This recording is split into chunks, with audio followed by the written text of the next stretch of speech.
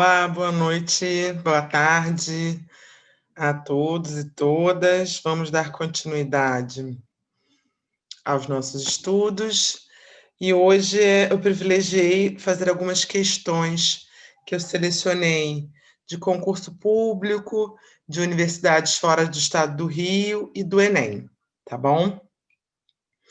Eu dei uma mesclada com o que nós já vimos no último bloco de notas, tá? Então, os sociólogos contemporâneos, Bourdieu, Giddens, Talcott Parsons, mas também eu peguei outros sociólogos contemporâneos e outras questões que caem no Enem, que caíram no Enem de 2019, para a gente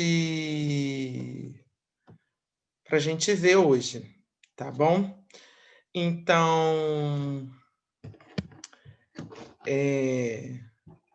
vamos a elas para exercitarmos.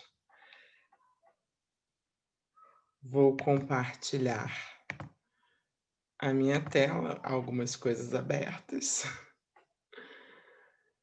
Temos um novo cenário. Isso é bom, isso é bom. Vamos lá. Bom, a primeira questão é do Bourdieu, tá? Da UniOeste. Pierre Bourdieu trata da cultura no sentido antropológico, recorrendo a outro conceito, o hábitos. Em sua obra, O Sentido Prático, ele explica mais detalhadamente sua concepção de hábitos. Nós vimos hábitos. Os hábitos são sistemas de disposições duráveis e transponíveis, estruturas estruturadas predispostas a funcionar como estruturas estruturantes, isto é, a funcionar como princípios geradores e organizadores de práticas e de representações que podem ser objetivamente adaptadas a seu objetivo, sem supor que se tenham em mira conscientemente estes fins e o controle das operações necessárias para obtê-los. Sobre o conceito de hábitos, é incorreto afirmar que o hábitos não é interiorizado pelos indivíduos, implica a inconsciência dos indivíduos para ser eficaz. O hábitos funciona como a materialização da memória coletiva que produz para os sucessores as aquisições dos precursores. O hábitos é o que caracteriza uma classe ou um grupo social em relação aos outros que não compartilham das mesmas condições sociais. O hábitos explica porque os membros de uma mesma classe agem frequentemente de maneira semelhante, sem ter necessidade de entrar em acordo para isso. O hábitos é o que permite aos indivíduos se orientarem em seu espaço social e adotarem práticas que estão de acordo com sua vinculação social. Ele torna possível para os indivíduos a elaboração de estratégias antecipadoras que são guiadas por esquemas inconscientes, esquemas de percepção, de pensamento, de ação, tá? Lembrem-se que o comando da questão é o incorreto. Então, o incorreto, a opção incorreta é a alternativa A. O hábitos, ele é interiorizado, sim, pelos indivíduos, mas ele não necessariamente implica em consciência para ser eficaz, tá? O hábitos, ele é um modus operandi, ou seja, um jeito específico.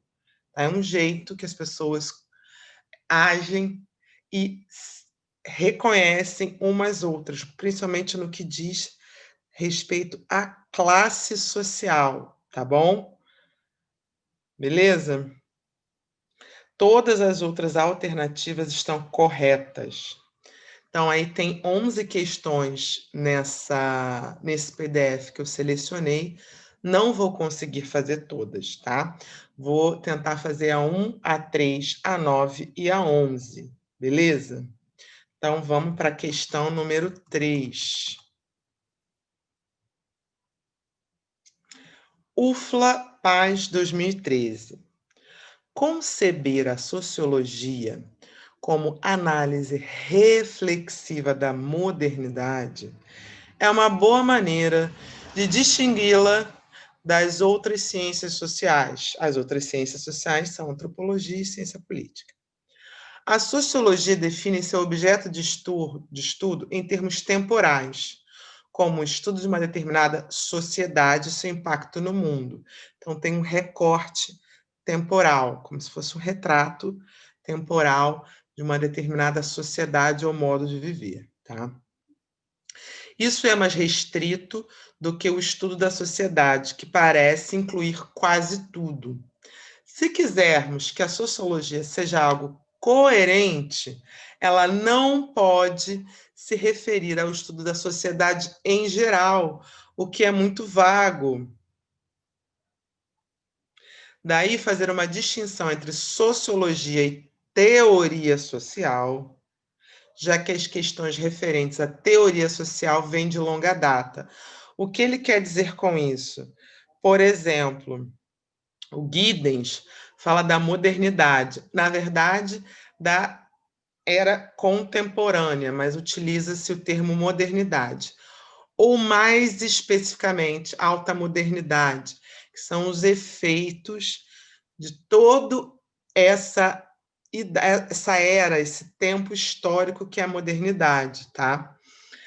E como isso impacta, quais são os efeitos disso no indivíduo e na própria vida cotidiana. Lembra dos sistemas peritos e de como o ser humano, os indivíduos, estão o tempo inteiro refletindo sobre suas práticas sociais, tá? Lembrar dessa chave de compreensão aí, galera.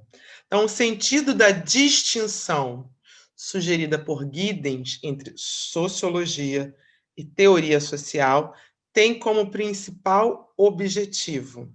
Ah, já botei aqui a resposta, tem que fazer um mistério, esqueci do mistério. Ah, tá? A distinção entre sociologia, não percam o foco. Se não lembra do comando da pergunta, lê novamente. Então, vamos ler novamente. O sentido da distinção sugerida por Anthony Giddens entre sociologia e teoria social tem como principal objetivo separar a sociologia do horizonte intelectual próprio das ciências sociais. Não faz o menor sentido, porque se a gente separa a sociologia do horizonte intelectual, que é a nossa ferramenta, que é a mente, não faz o menor sentido. B.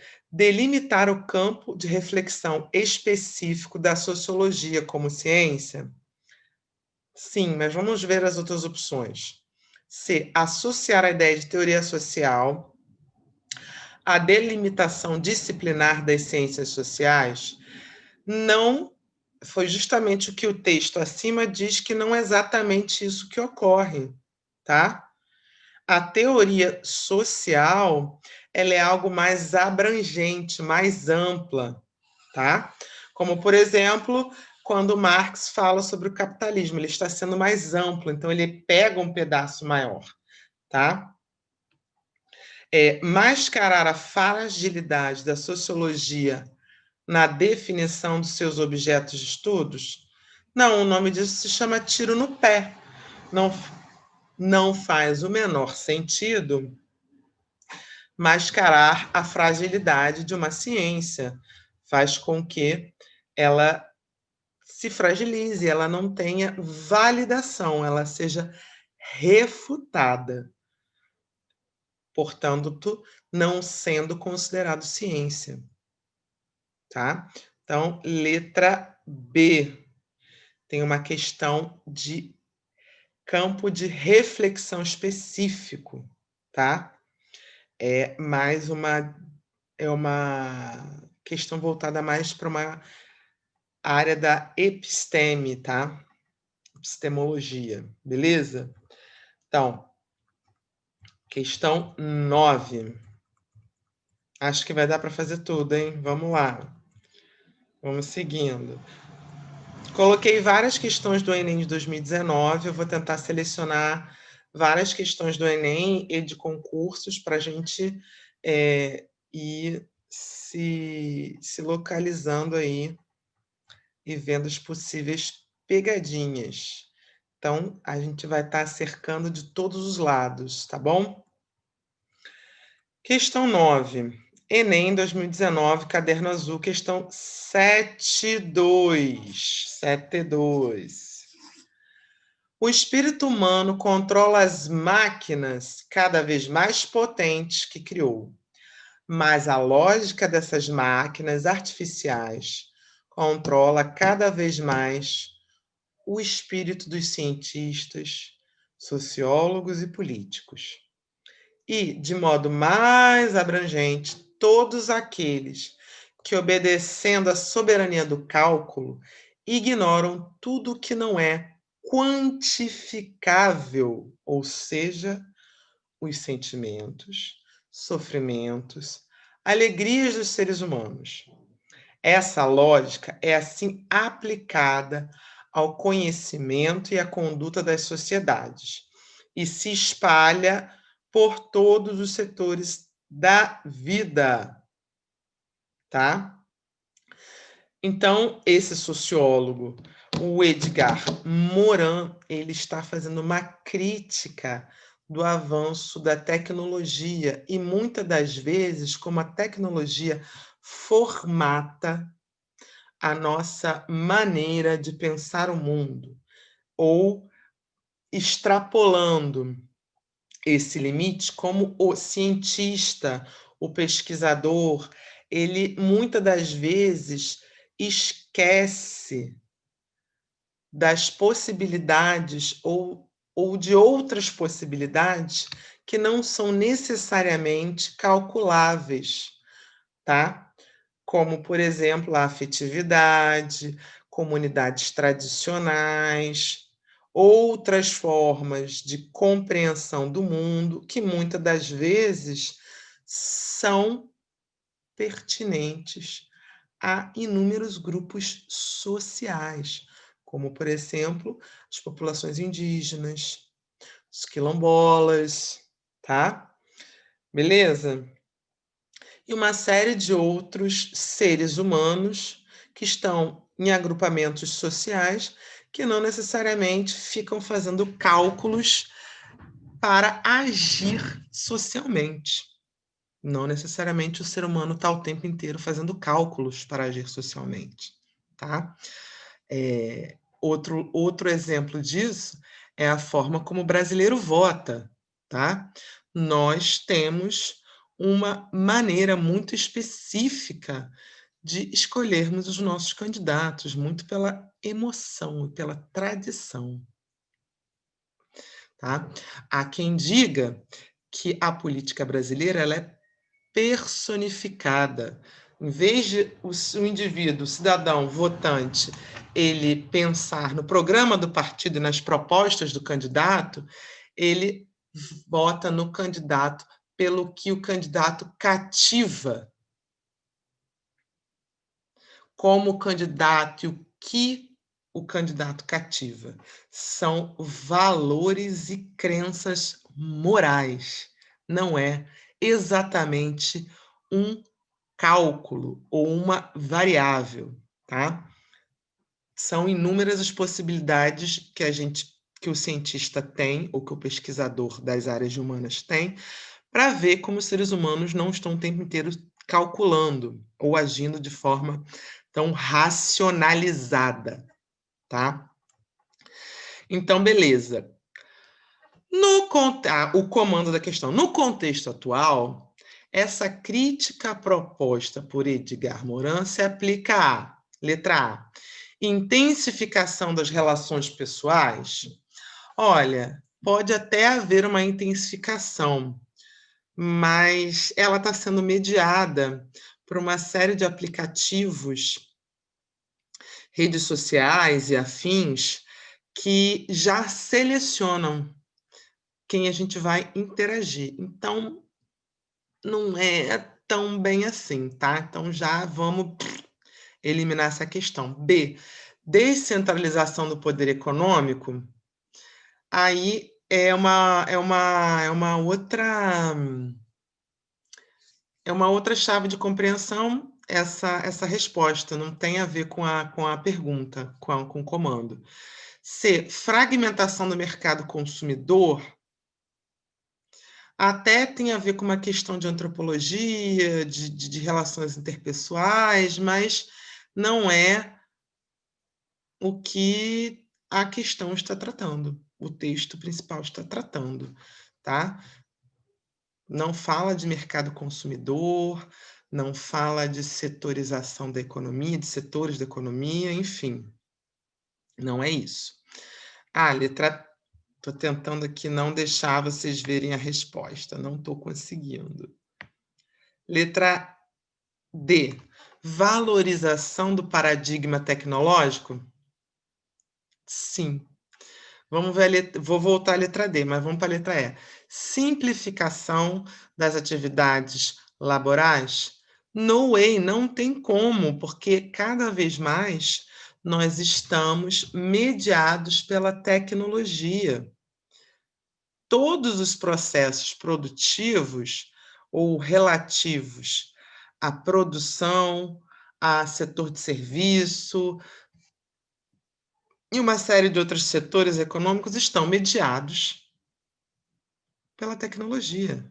Só você ver todos os aplicativos de entrega de comida, iFood, aplicativos de transporte como Uber, tá? Então, cada vez mais, questões simples, questões de trabalho que seriam simples ou simplórias, estão se complexificando, tá? É a letra D porque cada vez mais, justamente por isso, estamos valorizando paradigma tecnológico. Um exemplo, fui comprar um cabo de força para minha impressora essa semana. Fui num negócio desses de Infotec. A vendedora pediu, eu comprei o cabo, muito bem, muito educada. A vendedora pediu para eu entrar no Facebook da lojinha, do stand, não é nem uma loja, do stand, dentro dessa pseudo-galeria, e fazer uma avaliação do atendimento da loja. Ou seja, uma compra simples de um cabo de impressora já teve uma outra dimensão, já foi para uma questão de formatação, de avaliação. Ou seja, a loja tem um ranking no Facebook. Quanto mais pessoas avaliarem bem, mais clientes chegarão. Pessoas vão pesquisar sobre a loja, vão ver que tem uma avaliação boa e vão na loja comprar. Tá? Então, todas essas atividades que o ser humano cria de comércio, de serviço, de produção, tá? Industrial ou não, estão mediadas pelo paradigma tecnológico. Vamos dar uma avançada aqui, vamos para 11, tá? Questão 79 do Enem 2019. Quanto mais a vida social se torna mediada pelo mercado global de estilos, lugares e imagens, pelas viagens internacionais, pelas imagens da mídia e pelos sistemas de comunicação interligados, mais as identidades se tornam desvinculadas, desalojadas, fragmentadas, tá? Desvinculadas a gente pode entender como fragmentada. Então, desvinculada, sem vínculo, de tempo, lugar, histórias e tradições específicas, e parecem flutuar livremente. Somos confrontados por uma gama de diferentes identidades, cada qual nos fazendo apelos, ou melhor, fazendo apelos a diferentes partes de nós, dentre as quais parece possível fazer uma escolha. Do ponto de vista, olha o comando, do ponto de vista conceitual, a transformação identitária descrita resulta na constituição de um sujeito, ou seja, que sujeito é esse que cada vez mais ele está fragmentado? A gente chama de processo de atomização, ele vira um átomo, tipo, não tem ligação, não tem raiz, tá? Não tem uma identidade fixa ou sólida. Então, lá, do ponto de vista conceitual, a transformação identitária descrita resulta na constituição de um sujeito A, altruísta. Altruísta é aquele que se solidariza, que se coloca no lugar do outro, que vai ajudar. B, dependente. Dependente não, porque se a gente for pegar Durkheim para entender isso, o Durkheim diz que nas sociedades complexas, que seriam as sociedades modernas, o indivíduo é cada vez mais independente, tá? Até por conta das suas especificações de profissão. C, nacionalista, ora bolas, foi o que exatamente ao contrário que a questão trouxe. São identidades fragmentadas, então a nação está fragmentada. A identidade de nação, a identidade de cidadão de determinada nação está fragmentada. D, multifacetado, multifacetas, sim, porque nós temos camadas nas identidades. Por exemplo, eu, mulher, branca, pseudo-classe média, professora, irmã, tia, então são várias camadas, várias faces. E D, territorializado. Não é. Quando você coloca que ele está desvinculado de tradições, lugares e tempos, não tem território aí. O território sumiu, esfarelou-se no ar, tá? E aí eu deixo com vocês aquela frase de um pensador chamado Carlinho Marque, gosto muito da Rita Von Rante, que fala: tudo que é sólido se desmancha no ar. Espero ter contribuído para o estudo de vocês. Até semana que vem e hidratem-se. Um abraço e tudo de bom. Hidratem-se.